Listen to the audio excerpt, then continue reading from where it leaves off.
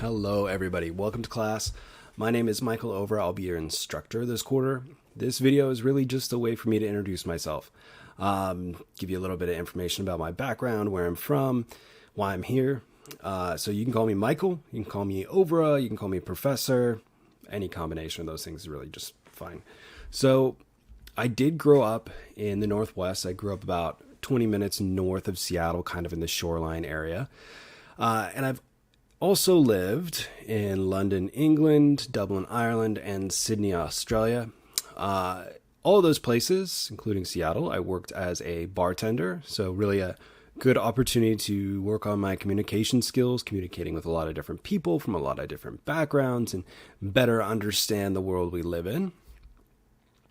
Now, I am from the Northwest, as I mentioned. I went to the University of Washington, where I got my undergraduate degree in English, surprisingly. And then I went to Hollins University in Roanoke, Virginia, where I got my master's degree in English. Now, I also have other certifications that I've done mostly online. So I have a Teaching English as a Second Language certificate from SPU. I have a certificate in Teaching Higher Education from Harvard, a certificate in Instructional Design from the University of Maryland, and a certificate in Leadership in Diversity, Equity, and Inclusion from the University of Michigan, which isn't on here, but there you have it. Now, like many a good Pacific Northwesterner, I'm into all the cliche things we're supposed to be into up here.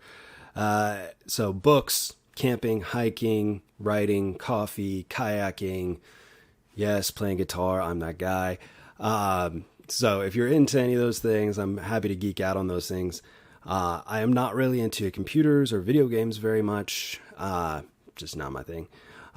So I am also a father. So I have two kids. I have two girls, a 3-year-old and a 7-year-old. So this picture's a little bit outdated. And a wife, of course.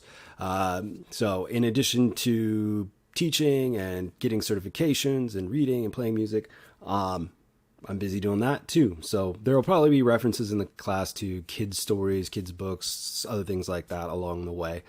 Just very fascinating to see them learn how to communicate. Now, the last thing is kind of what I think is the most important, which is why I teach.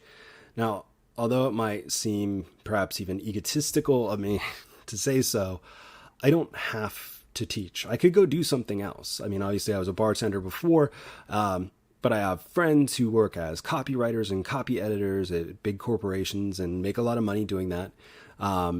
But it's not for me. I've done it a little bit and I just didn't get much satisfaction out of it. And I'd rather have a job that I enjoy than a job that I don't enjoy.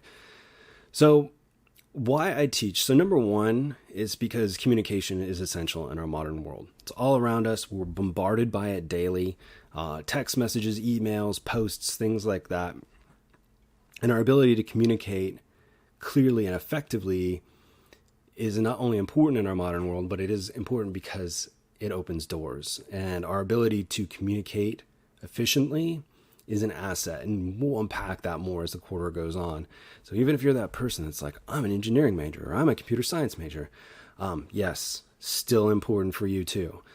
And then lastly, I've seen and experienced the influence of communication. And I know that you have as well, right? Somebody says something kind of shitty to you, it ruins your day.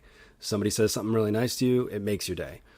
Now, if we can take control of that ability to influence other people, to persuade other people, and do it for a positive, I think that that's a win all the way around.